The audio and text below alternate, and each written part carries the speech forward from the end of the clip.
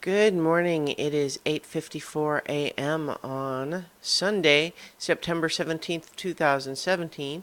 I'm Christiana Ellis and I just got up. This is 5 more minutes. It is Sunday. That means it is time to continue our rewatch of Avatar: The Last Airbender. We are at oops, hitting wrong buttons. um we are at season 3, episode 16, the Southern Raiders. We're closing in on the end of the season, so we're building to a lot of points. But we had, as we actually discussed a little bit, I think 2 episodes ago, we had a couple more plot threads that we kind of needed to deal with before moving on and moving on to the finale. And this is an intense episode, and in particular, like one of the things that I think it's kind of startling how quickly the action starts in this episode. We begin with peaceful morning. We see that our rescued prisoners Chitsang, Suki, and Hakoda are integrated into the camp. Everybody's sleeping. But then all of a sudden we see Aang just kind of lazily waking up until, oh my god, an explosion, an explosive bomb flings into the temple, and he reacts with lightning reflexes, blasting it back out of the temple before it can explode. But then we see that, oh my gosh, more of these airships are, here, and Azula has found them and is attacking. And it's again, it starts very quickly and it's very intense and it's kind of startling and impactful that way. We immediately understand with the kids that this is not a fight situation, this is a run situation. But we struggle a little bit because in order to protect themselves from the airships, they're trying to seal themselves off and create a tunnel to escape with. But Appa doesn't want to go in the tunnel. And so now all of a sudden we're in a position of the safest way for most of them to escape is the tunnel. But Appa won't go that way, so someone has to fly with him out another way, which is more dangerous. And so we have Katara in particular worrying, I don't want us to be separated again. And there's nothing for it though. So we have the various groups doing what they need to do. It's a little bit sad because we see them forced to dig this tunnel right through a beautiful mural, which is got to be hard for Aang. I mean, it's one thing. We recall I believe it was the Northern Air Temple where the Mechanist had built all of his stuff through the temple, the pipes and everything, and Aang was very angry about that destruction. But of course here, what are you going to do? This is life or death, and it doesn't even bat an eye. But in the meantime, someone needs to hold Azula off while the others escape, and Zuko just volunteers. If we see him rescue Katara from some falling rocks, but we set up right away that she is still angry with him. And so even when he has just saved her life, she's like, yeah, but okay, fine, I'm saved, so get off of me. She's still unable to let go of her anger, which is, of course, what sets up the remainder of the episode once all this happens. But when Azula shows up and Zuko confronts her, it's interesting because, first of all, this is our first time seeing Azula since her friends, betrayed her. So she's by herself. And I don't know, maybe it's hard to know exactly what would be in her head just from this, but we certainly see her not being coy at all. Her typical style has been to sort of even when she's doing awful things, she kind of talks around in circles about it and plays kind of coy with her language, whereas in here she's just acting gleeful about straight up saying, I'm celebrating about to be, my being about to be an only child. So essentially saying, like, she's gleeful about being planning to kill Zuko, which is a little bit more unhinged than her typical. But Zuko is, fighting her. We see, him leaping up to be on one of the air balloons, the airships, and we see him using his Dance of the Dragon technique to deflect the blows, getting closer. She's blasting black, fire, fire, fire, and he, gets up close until they have shockwave as their punches go towards each other, blast them both backwards. Basically, I'm just describing the action sequence beat by beat at this point. But it's very exciting, right? And all of this is to kind of cover, the others' escape. We see Appa taking off, and Toph uses rocks to create a little shield that protects Appa from one of the fire blasts on their way out. And then when both Zuko and Azula are falling, we have Zuko saved, by Aang and the others on Appa. And there's a moment where he's just reflecting on Azula looks like she's falling to her death. And he's not sure how he feels about that. And it's got to be a complex feeling because on the one hand, she's obviously very dangerous. And it's like, if you save her, she's not going to be grateful. She's just going to say you're stupid to do it and keep trying to kill you. And yet he doesn't want her to die exactly.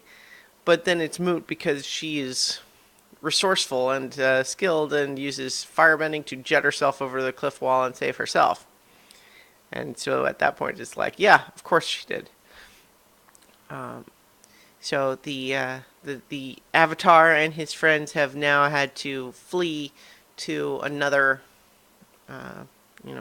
flee their temporary home, and now they're on the run again, camping out. And there's actually a little bit of a discussion about, hey, just like old times.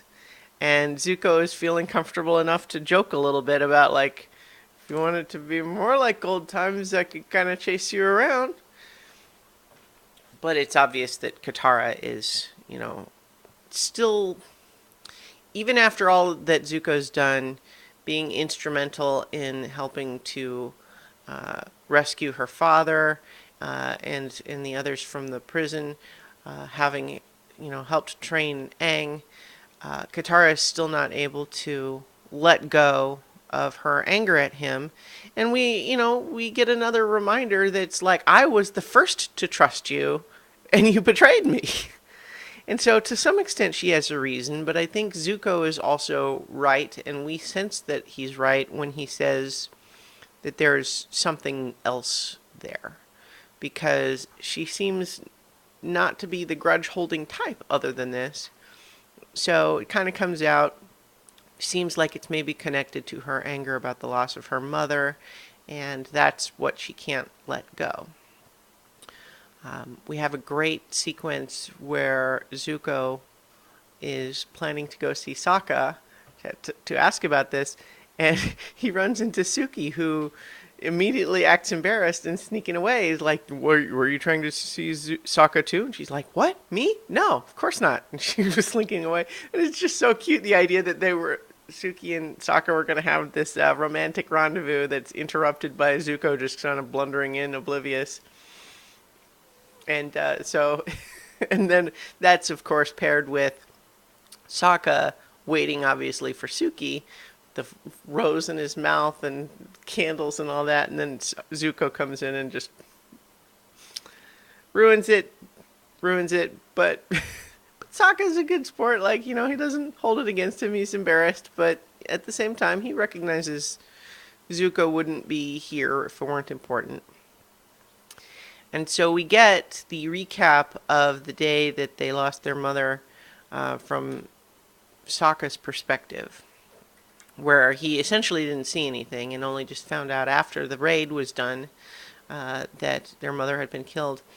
And I will say that the one weird thing about this episode is, like, I can definitely understand them not wanting to actually depict the death of their mother or her dead body afterwards. I mean, it is a kids' show after all, even a sophisticated one like this. But I feel like there's a few places in the episode where they play coy with the idea that maybe she wasn't actually dead. She was just, like, gone, taken prisoner, like we might find her again or something like that. And then only at the end do we get confirmation that, like, no, she was not taken prisoner. She was, in fact, killed on the spot. Which I don't really see any reason for the story to do. Oh, excuse me. I mean, if she was actually killed on the spot, Sokka and Katara would definitely know that, and there's no open question about it, so I'm not sure why the episode would ever play coy with that. And maybe that wasn't their intention. Maybe it was just an element of them not wanting to show her death or her dead afterwards.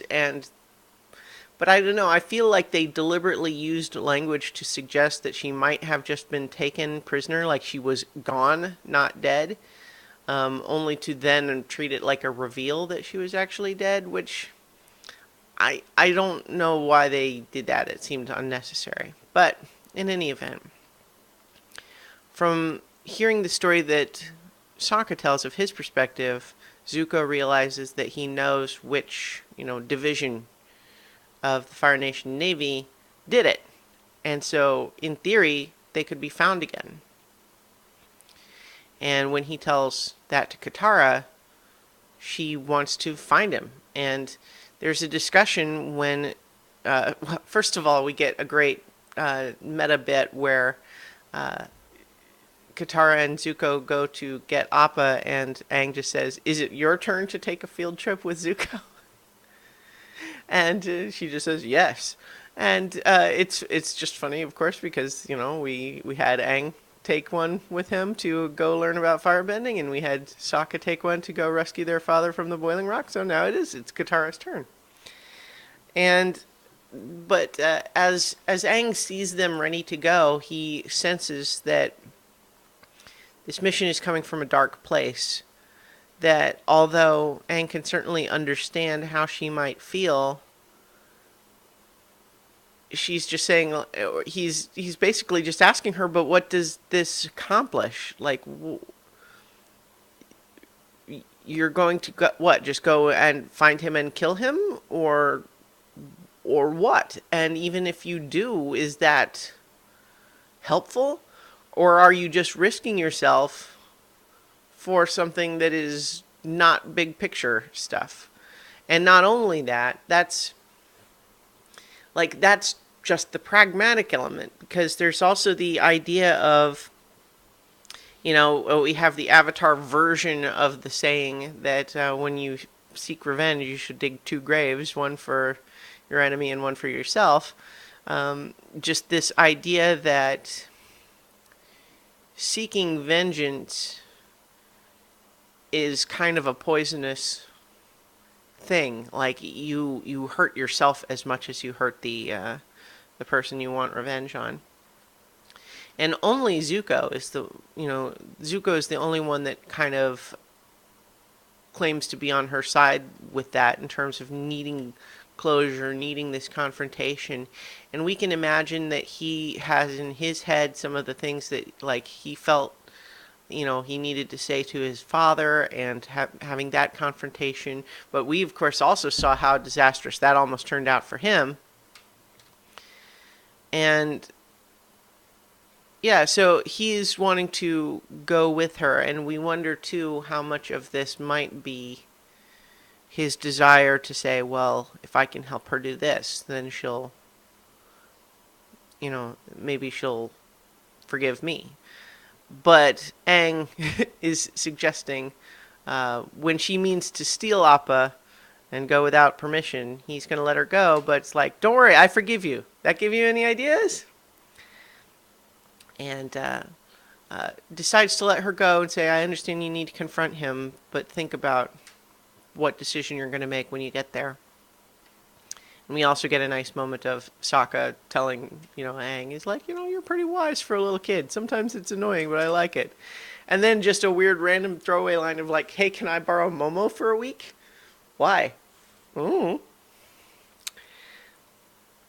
In any event, we get some nice action with them going to this communications tower that will help them learn where the Southern Raiders are, currently patrolling.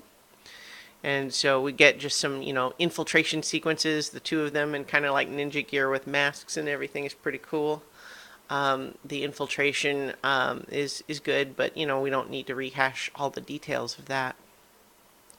But then, once they're on their way to the patrol, I think we start to see Zuko realize more and more that Katara is not doing well with this. We see her driving herself to get there faster than, as fast as possible, even at the expense of her own exhaustion. And then once they finally find this ship, we get more, action of them just, cutting through the Navy crew of this Fire Nation ship and making their way to the captain. And we also got the story of the Katara's perspective of what happened to her mother, which is a little different. Introduces this character and who he was, so that when we get to this new captain and she realizes, oh wait, that's not him.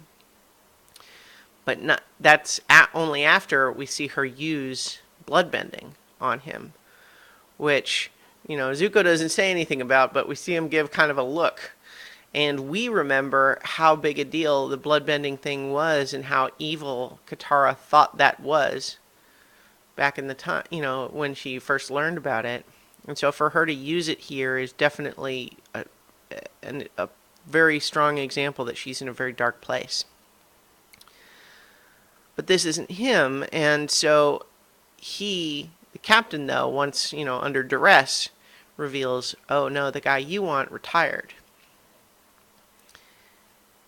And then when we see this guy retired, yeah, he's old and sad, and he's, berated by his horrible crone of a mother, and he's just a guy working in a sad little garden, looks awful, seems unhappy.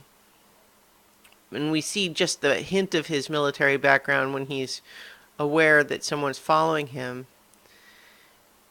And then in the final confrontation here, we finally get the, a slightly more full version, his version of the story after Katara left, just essentially finally giving us the full reveal of why it was that he was there and what he did with Kaya, Katara's mother. The idea, they had heard there was one more waterbender and they were just going to kill her instead of taking prisoners, and Kaya said that it was her. And so that ties into this idea for Katara that her mom died not just for random reasons, but because she was protecting Katara. And Katara is just like, no, it was me. And then does some, we have some awesome waterbending in the rain, creating this halo and freezing all the raindrops in place and creating the floating ice daggers and all of that. And I kind of like that when she finally hesitates and doesn't kill him, like, it's not, it's an ambiguous feeling, and she feels it as an ambiguous thing. It's not a crystal clear moment where she decides to forgive him like Aang suggested, because she's not sure she can. And she refrains from killing him just because he's kind of so pathetic, and ultimately her character resurfaces above this feeling of vengeance she has, and the idea of this is just, like, whatever he did, this is just an old man, he's unarmed, he's sad, And as she says, there's nothing inside, because we see him like, oh, you could kill my mother. That would be fair. And it's just kind of a gross thing of like, we saw why he wouldn't like his mother, but just the idea that that's his response just shows that this is not a worthy enemy. He's just a guy, and he's not a particularly good guy, but he's also no longer a threat to anybody. And so she can't bring herself to do it, but I like that this doesn't resolve her feelings about it, because now she's just wondering when she gets back to camp, it's like, well, why didn't I do it? I wanted to do it and then I didn't.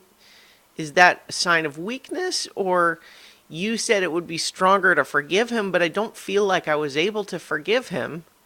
So I kind of just am left feeling like it's upsetting, because he is not the enemy that I felt like I needed to confront. I found the actual guy, and he's not the guy that I had in my head that I was going to defeat valiantly and avenge my mother. He's just a sad soldier, an old man. And I like that she feels conflicted about that, just because it feels real. But what's great in the episode, of course, and what's, the kind of the point of the episode in terms of her having her turn, taking a field trip with Zuko, the idea that she doesn't think she can ever forgive this guy, even if she didn't kill him. But for being at her side, helping her to go on this journey, and making such an effort to try to help her receive emotional closure, if it can be achieved, she can forgive Zuko, and she hugs him. And it's nice, because we've sensed the tension in the group ever since Zuko joined, just knowing how out of character it was for Katara to be holding this grudge. Not in an unrealistic way, like a bad writing uncharacteristic, but just a matter of, we can understand that it goes against her nature to feel that way. And so for her to finally let that go feels great. And it sets us up to, have the Team Avatar being, ready to move towards the finale as a unit. But, of course, the final note of the episode is a little bit more ominous, because Aang's feeling all morally superior about, like, yeah, violence is never the answer. And Zuko kind of says, okay, sure, but what are you going to do when you face my father? And Aang kind of has an expression on his face like, oh, that's complicated, isn't it?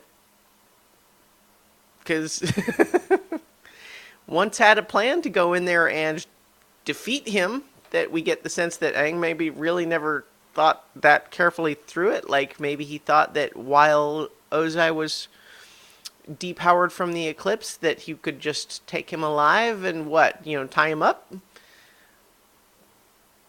But is that going to be possible now?